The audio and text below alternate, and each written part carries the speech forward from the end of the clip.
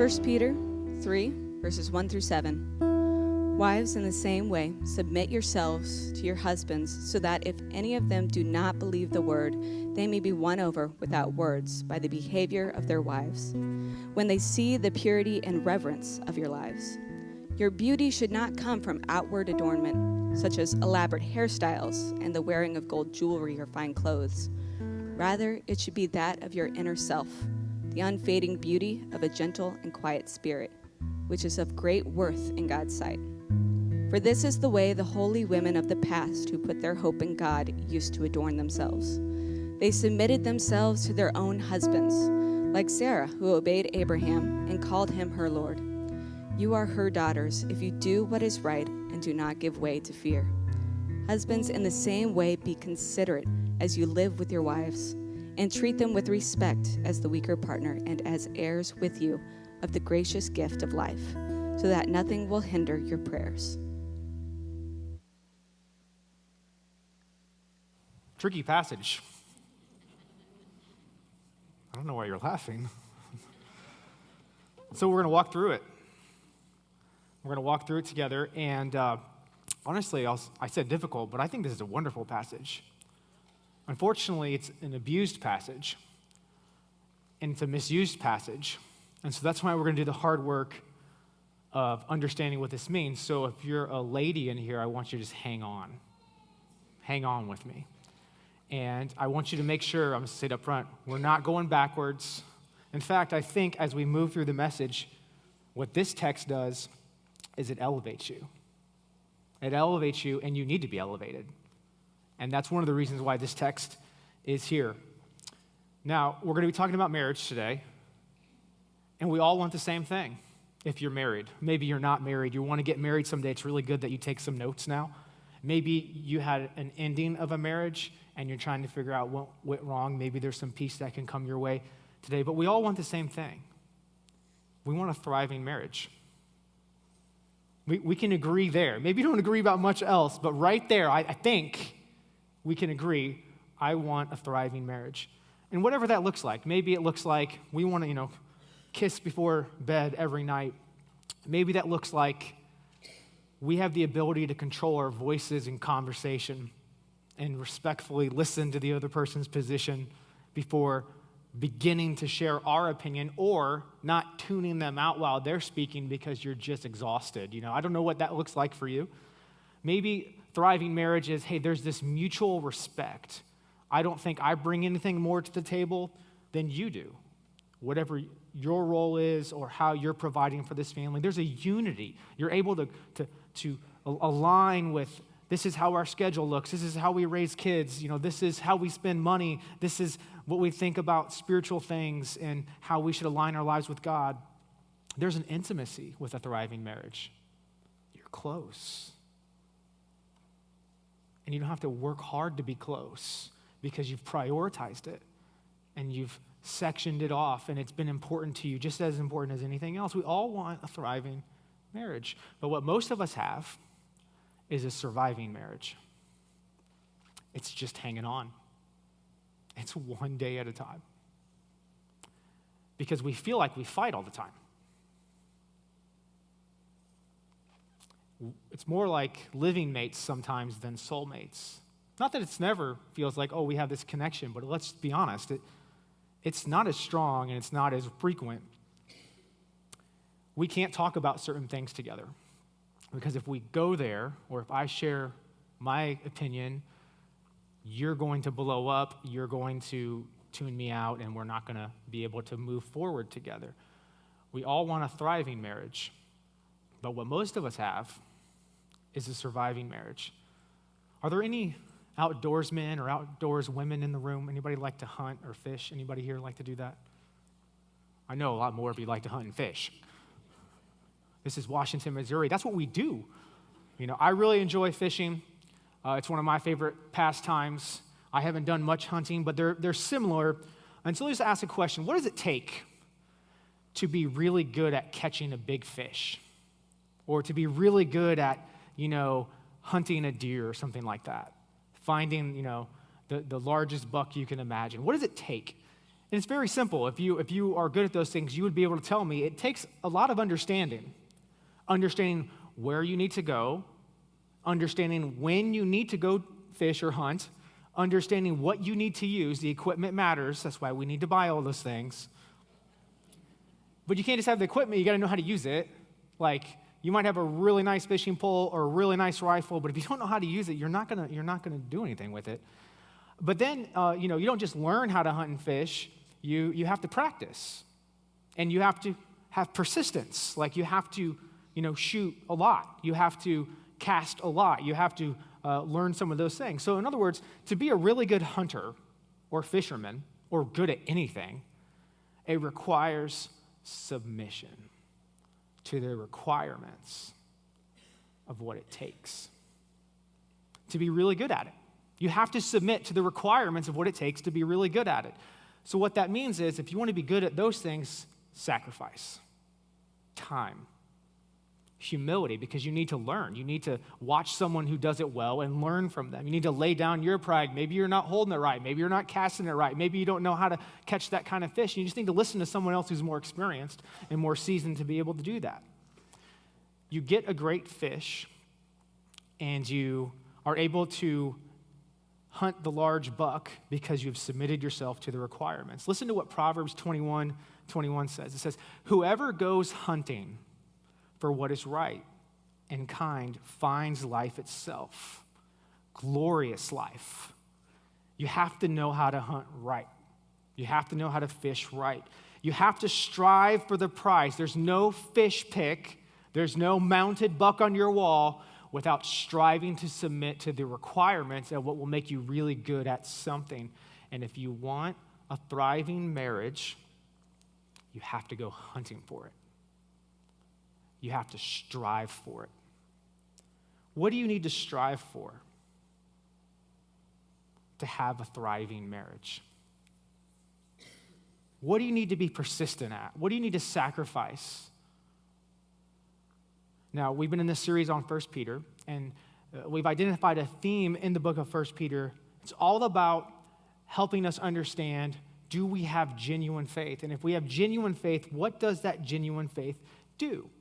We're right in the middle of this letter, and Peter has begun instructing, hey, because you have a new identity, because you have new desires, you put away the old desires.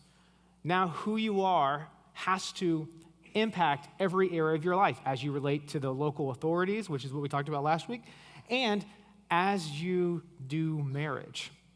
Your faith, if you have genuine faith in Jesus, it has to guide how you do marriage. Now, it's important that before we jump into chapter 3, we read the last verse of chapter 25. I'm going to read it to you. Here's what it says. You were, this is chapter 2, verse 25. You were like sheep going astray. This is who you were before Christ. You were not thriving before you came to Christ. That's what this is saying. But now you have returned to the shepherd and the overseer of your souls. What does that mean? That means you have decided that when you run your life, it doesn't go well. And that when you choose to follow Jesus, what are you doing? You are saying, you are now my authority. You are now my overseer. You are my shepherd. I need you to guide me in all the things and in all the relationships of my life. You have a new leader. You have a new goal for your life. And if you're a follower of Jesus, that means he's the head. And because of that, his authority cascades into every area of your life and every arena of your life, including marriage. What does that mean? Well, I'm going to tell you. A thriving marriage strives to submit, because to be good at anything, it requires submission. Here's how it works in marriage. A thriving marriage strives to submit by showing Christ. Both husbands and wives have the exact same objective in marriage. What is that objective? To show Christ, to display Christ, to embody Christ. And that takes submission. That takes submission. I can actually, if we were to talk, I wouldn't even really have to ask you, because I can boil all of your marriage disagreements down to one thing. all of your marriage problems down to one thing. I might be exaggerating a little bit, but I think it covers most of it. And here's what I could boil it down to one question. Do you trust? Do you trust? And immediately you start to think of the things that you can't trust about your spouse, the ways they've let you down, the ways they've fallen short. Some of you feel you can really trust the other person, but a lot of times in our relationships, we don't realize that submission requires trust. So a lot of times what we're doing in marriage is here's what we're trying to do. I'm trying to get her or him to do what I want. And so I'm looking for ways to get them to get along with my agenda. What is that? I want them to submit to me. Both of us are doing that all the time. We're constantly trying to do it. What we don't understand is we need submission. And in order to submit, we have to submit to show Christ, and submission requires trust. Where sometimes we struggle for thriving marriages is we don't have the most primary object of our trust needs to not be the person we're married to. It needs to be God. A lot of times we base our marriage relationship and the health of that on how well each other is doing versus our surrender to Christ and how we're to act and treat another person. And so what we need to do is we need to raise the object of trust today above a person who's going to make mistakes and who needs constant grace, just like you, in the marriage relationship. Because submission means to trust in God's way. To trust in God's way. And so we're going to talk about 5 ways that we need to submit in order to have a thriving marriage. Because to be good at anything, it requires submission to what makes you good at it. And I think because God created marriage, He has a plan, and we're going to talk about that plan. He has a design, and we're going to talk about that design. He has something in mind for a husband and wife that is especially important, and we're going to talk about that. And we even have some instruction about what to do when the other person isn't aligning with God's plan. And so we're going to talk about all those topics today. The first thing I want to talk about is the first way. It's the first way we submit so we can have a thriving marriage, is we need to trust God's plan for winning. Because our plans for winning isn't winning, you know? The first thing as we look at this text is understand that Peter's culture is different than ours. His setting is different than ours. Marriage was a little bit different than ours. Expectations were a little bit different than ours. His audience was mostly Gentile Greco-Romans in Asia Minor, many of whom who had converted to Christ. And in the text, if you pay attention, you learn that there are women who have converted to Christ, submitted to Christ, but their husbands have not. And so this is in Peter's mind as he's writing. He wants to encourage and help and equip this wife so that she can do what? Win her husband. The most primary purpose of Peter's instruction here is to influence, is to lead her husband to submit to Christ. Now, what we have to understand is in those days, and maybe definitely in these days in some parts of the world, that a woman essentially was expected to adopt the religion of her husband, no questions asked. I mean, that's just what you did. You didn't have as many rights. Most societies where, women have a role and it's to serve under men, and especially in areas of religion and that sort of thing. So let's read 1 Peter 3, 1 through 2. Because this is directly to these women. Wives, in the same way as what? In the same way as people should submit to authority, same line of thought here, in the same way, submit yourselves to your own husbands, so that if any of them do not believe the word, they may be won over without words by the behavior of their wives, when you see the purity and reverence of your lives. And I know that sounds harsh to our 2024 ears. But bear with me as I transport this from 60s AD. What does it mean to submit? It means to voluntarily place yourself under. It means to give proper honor. So, submission, let me just be clear off the bat, is not this. You have to do whatever your husband says no matter what. Because sometimes your husband might say, let's do something immoral, and you absolutely should not go along with that. Sometimes your husband should say, we should do this, and it's so unwise. Like, how could you, let's just go along with, no, that's not what this means, okay? This means that we're giving proper honor. And how you're going to have influence, specifically to those women that Peter's thinking of, is you're going to have influence in a vastly different way. Why? Because the way you lead, because you're a Christian, is different than the way the world leads. Let me just catch us up on Christian leadership. Matthew 20, 25 through 26. But Jesus called them, his disciples, to him and said, you know the rulers of the Gentiles. They lord it over them. This is how they lead. And their great ones exercise authority over them. It shall not be so among you. This is for all Christians. But whoever would be great among you must be your servant. So if we want to have a thriving marriage, we're going to need to submit to God's plan for a winning strategy. And this is the winning strategy. Because we've all tried to lord it over someone, right? We've tried to get them to do what we want.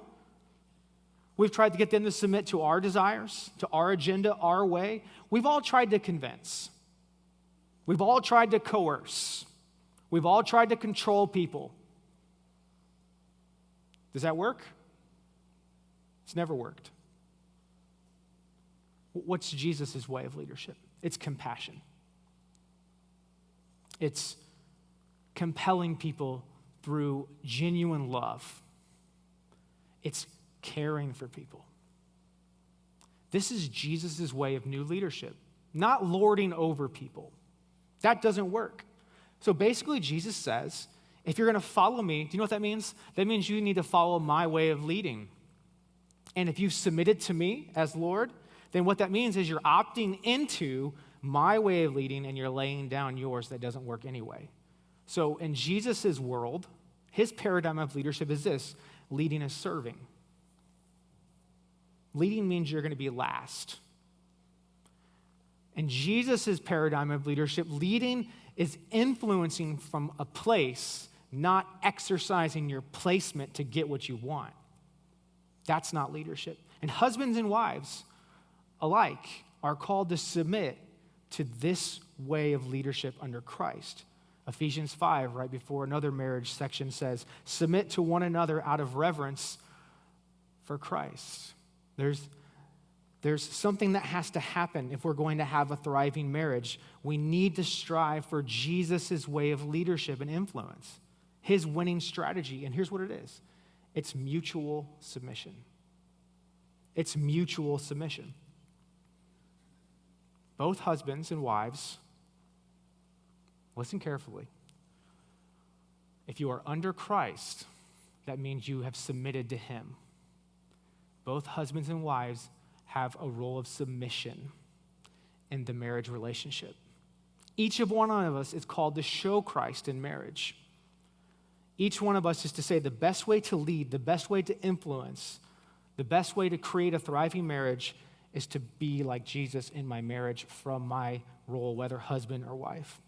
And so Peter's just reminding women as we start that if she wants her husband to follow Christ, then she has to model it and to remember, hey, what won you to Jesus? It's seeing his way of leadership. And so now as you live with your husband who hasn't accepted your faith, be compassionate with him. Show him Jesus. Live in a compelling way, in a caring way. Because remember, we don't necessarily get this. When you came to Christ, and that culture, that brought him a lot of shame. Maybe ruined some business deals. And so for him, that's chaotic. And so all Peter is saying here is simply, hey, if you want to have influence, if you want to lead, don't try to do it a different way than what won you. Remember, Jesus didn't lord over you, and that's why you follow him. So don't try to do that towards your husband. The second way that we submit, the way towards a thriving marriage, is we need to trust God's design for marriage. Submission requires trust, and we need to trust God's design for marriage. God designed the husband and the wife, to show Christ. That's our goal. by mutually submitting as we fulfill our roles in the relationship. Now, there's two roles that we can identify in Scripture, and I'm going to give you both of them, and we're going to talk about them. There's the head, and there's the heir. Now, God has designed man, a husband, to submit to being the head. Let me read about what that means. Ephesians 5:23 and 25 says, "For the husband is the head of the wife, as Christ is the head of the church, his body, of which he is the Savior." Husbands, all the husbands are awake, I hope. Love your wives,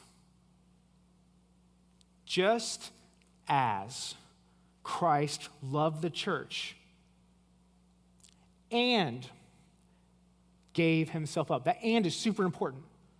You don't love without giving yourself up. And gave himself up for her. So let's talk about what headship means, because it's not what you think. Because it doesn't mean lordship. This is an analogy. Let's not overinterpret it. You are not the Lord of your household. What are husbands supposed to do in marriage? They are supposed to show Christ in marriage by submitting to his model of leadership. So here's what this means. Husbands, what do you have? You have responsibility and you have accountability, not authority, because Christ has authority. All authority on heaven and earth has been given to who? Christ. He is authoritative in your marriage and you're submitted to him. But you do have responsibility and you do have accountability. And here's what this means. If husbands, because you're the head, you're accountable for your marriage. That's your role. You're accountable to God for how this thing is going.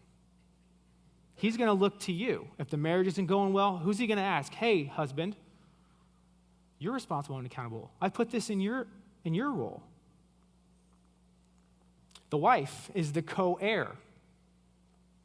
Let me explain this, okay? Because Peter talks about this, which means she has more than a seat at the table. What does this mean? This means she's a co-equal to him, alongside of him. He's not over her. They're together. They're co-equals in this. Verse 7 of 1 Peter 3 says, "Husbands, in the same way." There's that phrase again, in the same way. The exact phrase that Peter used as he instructs the wives in that particular scenario, the exact phrase that Peter used when he tells us to submit to civil authorities. It's in the same way. Be considerate as you live with your wives and treat them with respect as the weaker partner. Hold on, we'll talk about that. Don't worry about that. And heirs with you, not under you, with you, not under you, of the gracious gift of life. Let's talk about the weaker partner thing. I'm going to tell you exactly what this means. Everybody that has researched this agrees on this, and you need to know if you haven't heard it. No, this is not saying that a woman is less capable than a man. This is not saying a woman has less leadership gifts than men. This is not saying that women are not intellectually sound as men. This is especially not saying that women are because of their emotional nature, they are not as fit to lead as men. It's ridiculous. Okay? Men have emotions too, and sometimes they're unstable, and they find themselves in leadership roles, and we know how that goes too. This is simply talking about physicality. Weaker partner essentially means a vessel, and it's delicate, which means it can be broken more easily. The design for marriage is mutual submission by both a husband and a wife to Christ and to the roles. Now, in marriage, we have something marvelous going on, and it's this. It's that, here's what this means. When we think about the roles in marriage, we're getting a glimpse of what the Trinity is like. Think about it. The Father is responsible to ensure the conditions and the plan of salvation. He's responsible. He's accountable to make sure there's a plan to redeem mankind. The Son, Jesus, his role is to submit willingly to the plan. And so we have Paul and Peter both tapping into this analogy that you can have two co-equals fulfilling in agreement roles, and it doesn't diminish one's value.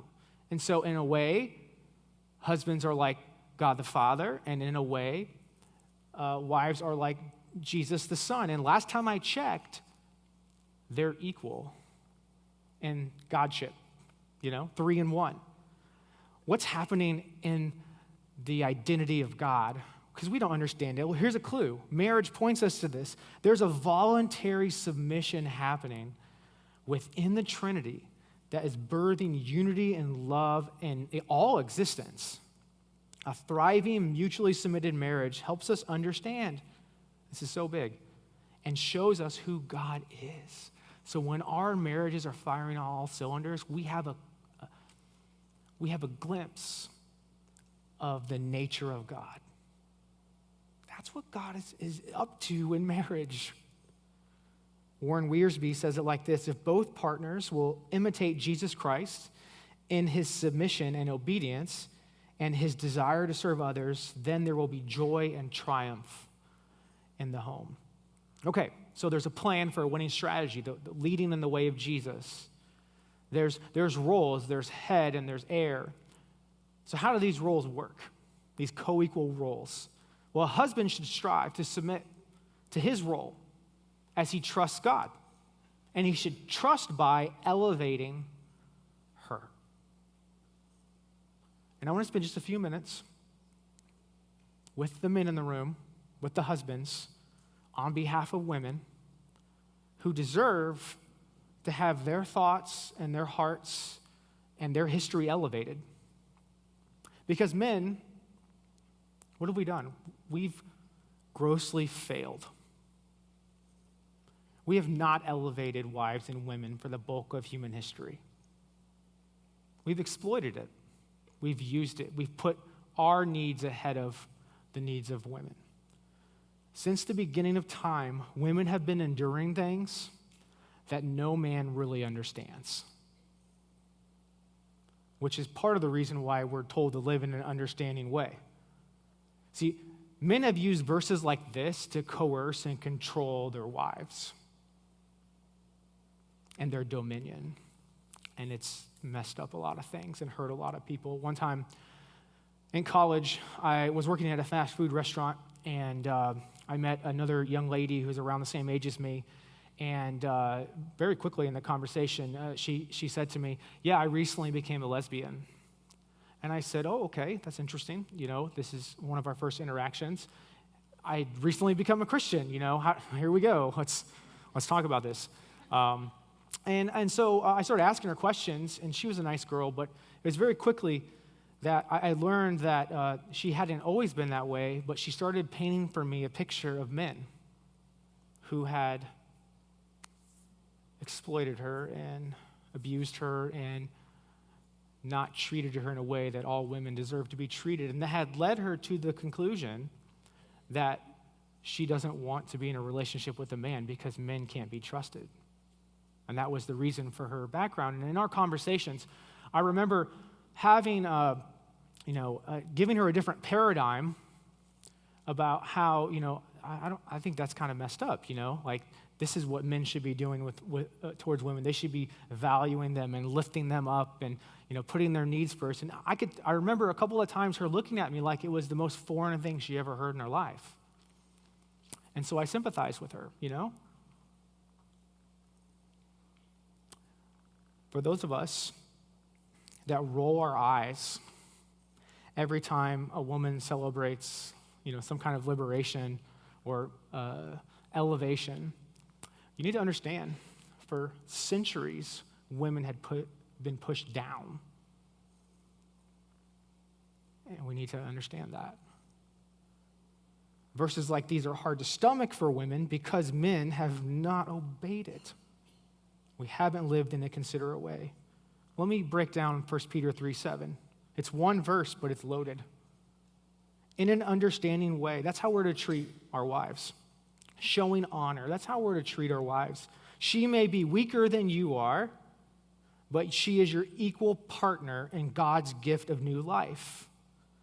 Treat her as you should, so your prayers will not be hindered. So what this is saying is as we recognize the woman as the weaker vessel in the sense that they're more easily broken they're more easily exploited. They're more easily lorded over because God has given men strength to elevate or to exploit. And men have continued, even to this day, to dominate, to push down, to look down, to abuse, to lord over in their role. A husband submitted to Christ must elevate her above himself. And several of these ideas I'm about to share came from a pastor named Timothy Ateek. And I know that you're probably thinking, does this guy only read people named Timothy because his name's Timothy? And yes, absolutely. Next week it'll be Tim the Toolman Taylor. But here's what we need to do. We need to elevate her. Here's how we do it. By understanding her equality, you're not better, greater, her needs, her wants, and dreams. She's the co-heir. So every reward you're going to get in heaven is also hers. She's also a daughter of God as you are a son. I don't rank my sons over my daughters. They're equal.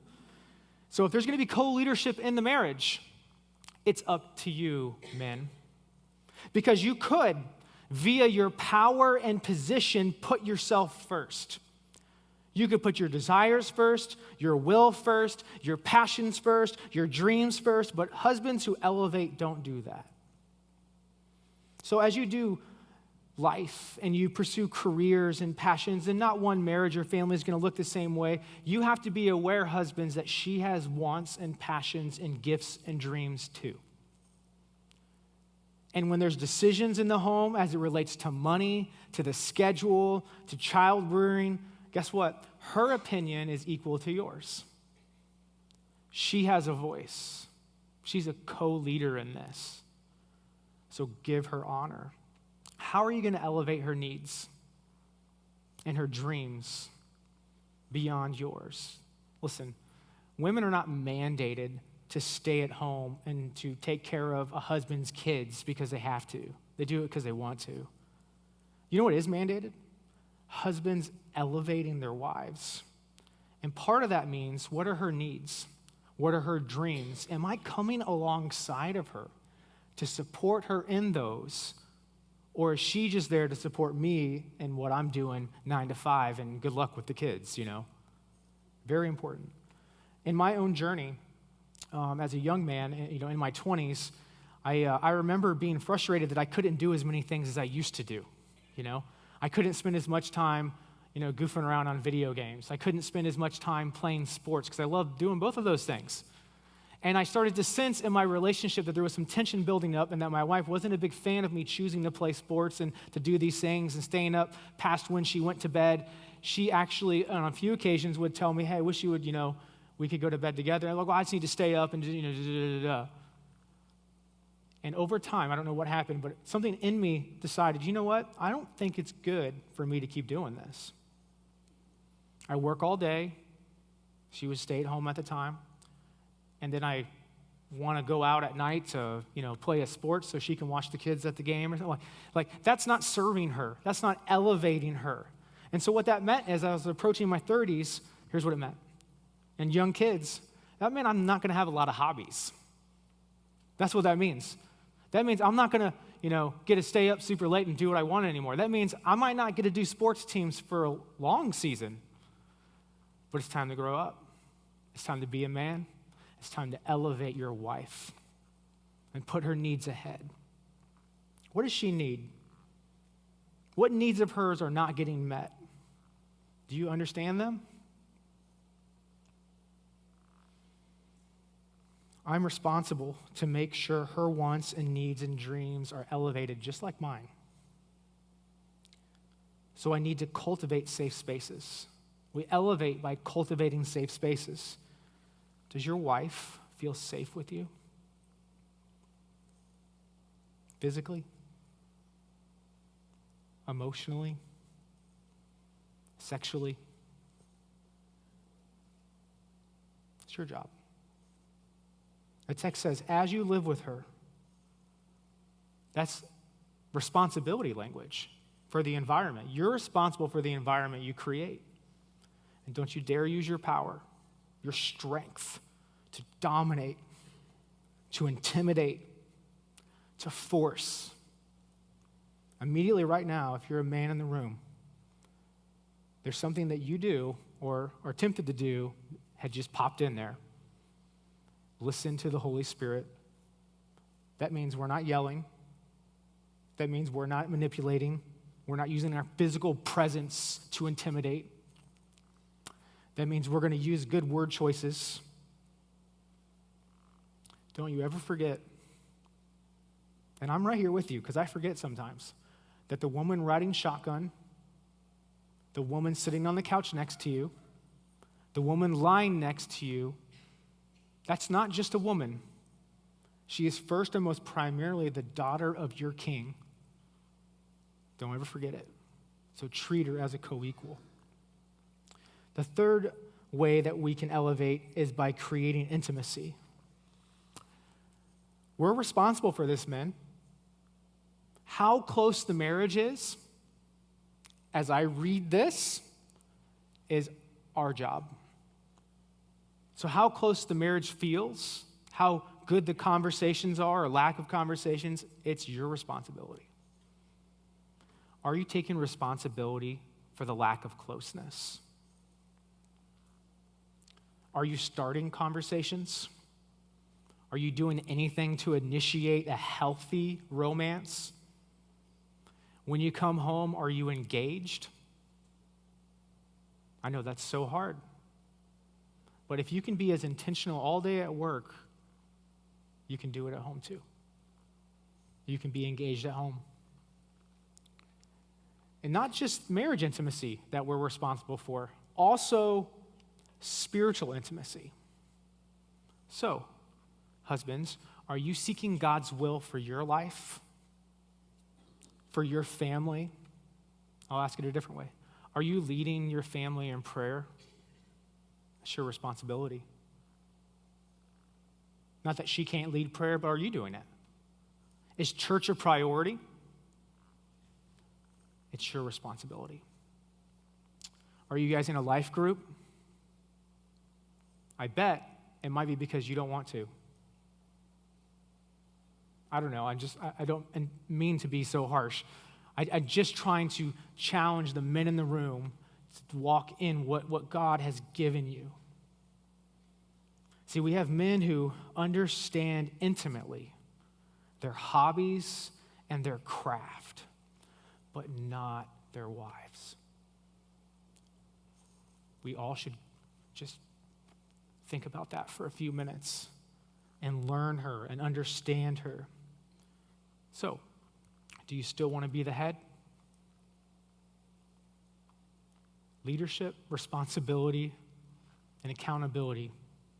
And this is what Peter's telling men in an authoritarian culture to submit to Christ's design. Put her first. Lower yourself. You're last. Raise her up. So how should a wife treat her husband? What does this look like? Well, she needs to submit, just like the husband needs to submit to his role. And this is how we trust God. We need to trust by receiving him. Ladies, you need to trust God by receiving your husband. What do I mean by that? Well, the text says, submit yourselves to your own husbands. And so let me just say, the text does not say you need to submit yourself to all men. Nope, just your own husband. Okay? So any idea that women can't run a Fortune 500 company or run a country is ridiculous. Because it just says, hey, this is about marriage. Part of your submission to Christ is to receive your husband's call to leadership. Remember the one we just talked about? Part of your submission to Christ is to receive him in that role. Let's read a few verses. Verse 3, your beauty should not come from outward adornment, such as elaborate hairstyles and the wearing of gold jewelry or fine clothes. Rather, it should be that of your inner self, the unfading beauty of a gentle and quiet spirit, which is of great worth in God's sight. For this is the way the holy women of the past who put their hope in God used to adorn themselves. They submitted themselves to their own husbands, like Sarah, who obeyed Abraham and called him her Lord. You are her daughters if you do what is right and do not give way to fear. I'm going to give you 3 ways you can receive his leadership. The first one is by respecting his leadership. here's what I mean. I unpacked his role, and I'm just going to tell you right now that we will struggle, men, myself, will struggle to always embody that because we are not Christ. We want to be Christ. We're striving to be like Christ. So live with us in a gracious way. So every time I attempt or a husband attempts to lead you or to cultivate a life with you or try to understand you, and even though we fumble through that sometimes, do you know what this means? Be patient. Be patient with him as he tries to bring you close, because we're not naturally always good at it. Just be patient with us. Be respectful of him. There's going to be times where your husband has an opinion or an insight that disagrees with your feelings or your thoughts.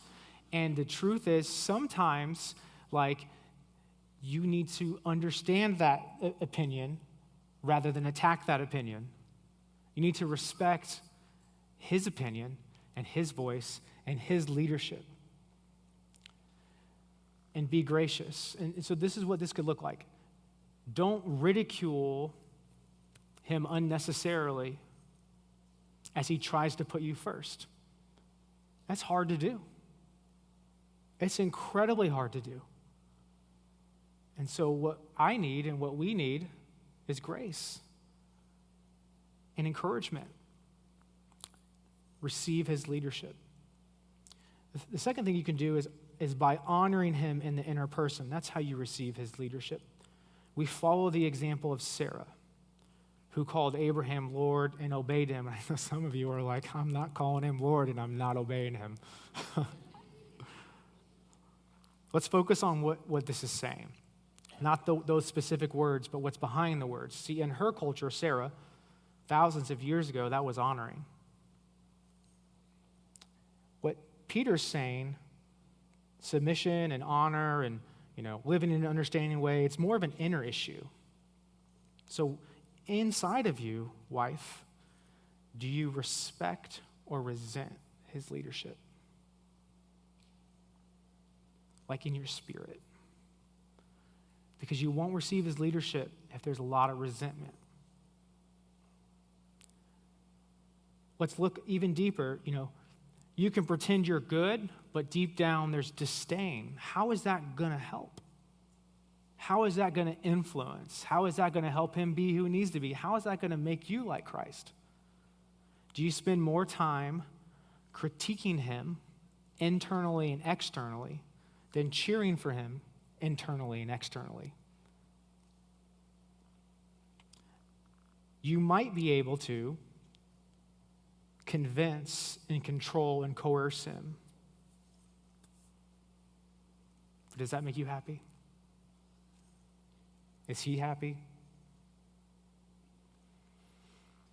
Obey doesn't mean do whatever he says. Absolutely not. Don't. It just means respect and trust his leadership acumen, just like you're expecting him to elevate yours. And you do that by supporting him in leadership. So like Sarah, which is the example given, she welcomed his leadership and his opinions and his decision-making, even though she didn't understand them sometimes. Like, for example, they were living in one area, had lots of things, and he said, I think God said we're moving to this other side. And she said, that's ridiculous. No, she said, okay, if that's what you think God's telling us to do. And they moved. Another time, Abraham, lied and said, hey, this is my sister, not my wife. She probably should have said, hey, Abraham, that's not being honest here. That might get us in trouble. But she didn't. She just went along. Maybe that was a time where she could have been like, don't think that's wise.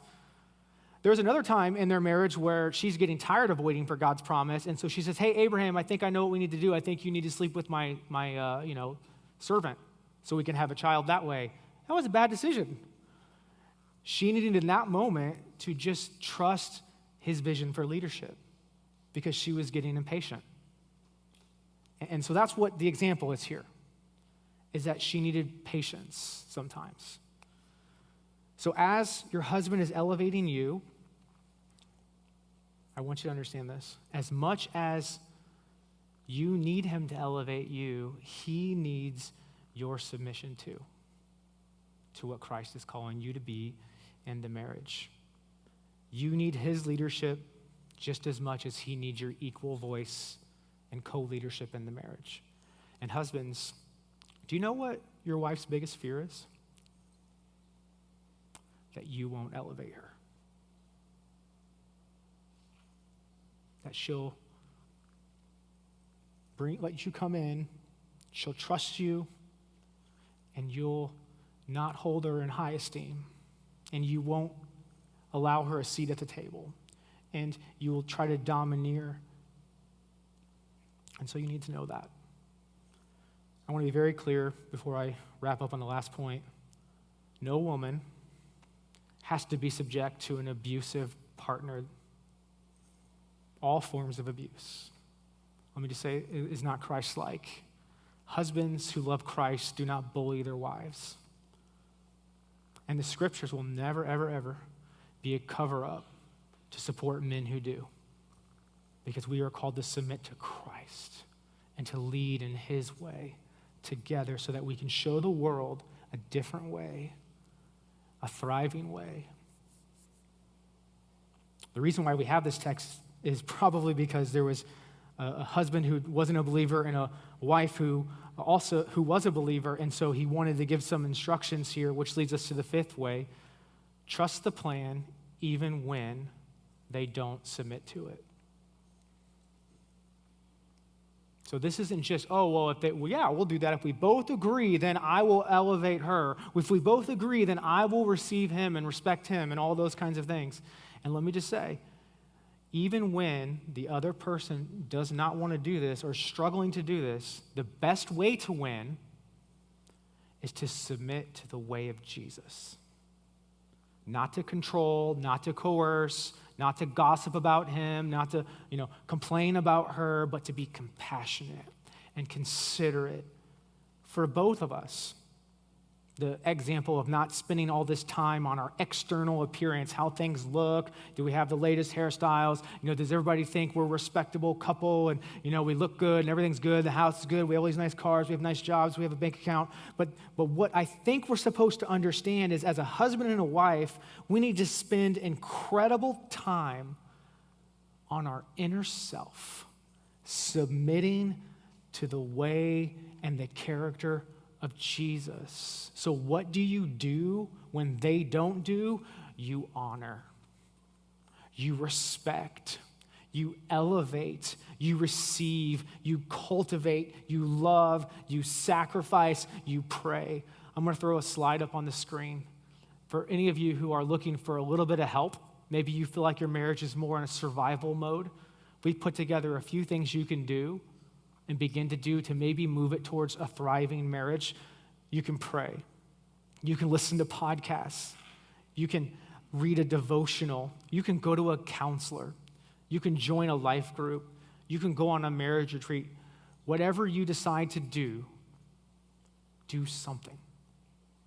Because the only way you're going to have a thriving marriage is if you submit to the requirements of what that needs to be. That's the only way you're good at anything. If you want a good marriage, you have to go hunting for it. So that your prayers will not be hindered. That's how Peter finishes this section. I think you pray for a thriving marriage. And a thriving marriage strives to submit by showing Christ. Do you trust his way? Are you trying to reflect God in your husband and wife roles? Husbands, are you elevating her? Wives, are you receiving him? And for all of us, are we trusting even when they don't keep up their end of the deal that the best way to live, the best way to go about life, the best way to tackle any conversation, the best way to handle any dispute is the way Jesus would handle it? Imagine yourself becoming like Jesus as a husband or as a wife, and that's your strategy for a thriving marriage. Maybe part of the issue is one of you isn't submitted to Christ, or both of you. How are you ever going to model perfect love and submission without perfect submission to a Savior? So maybe you need to recommit yourself to your Lord. Maybe you need to step out and become a Christian for the first time. But I know that if you understudy Jesus, it will influence your marriage in ways like you never, ever would have imagined. So we're going to take a few moments this morning, something a little different. We're going to ask you to stay seated. And I just want you to think about your marriage. I know you've been all morning. And whatever God tells you to do, my friend Chris here sings over us. I want you to agree to God. I want you to submit to God. I want you to trust him. So take some moments to yourself. Think about the words. Maybe have a moment of prayer. Maybe grab your wife's hand. Let me pray for you. God, thank you so much for showing us what perfect submission looks like in Jesus Christ, and how you're calling me, you're calling husbands, you're calling wives to submit to your way. Help us live together in the way you imagined, so we can experience the intimacy that the only thing comparable to it is the Trinity. You want to bring that kind of intimacy into our marriages. And so, God, we say, let it come. Help us get out of the way.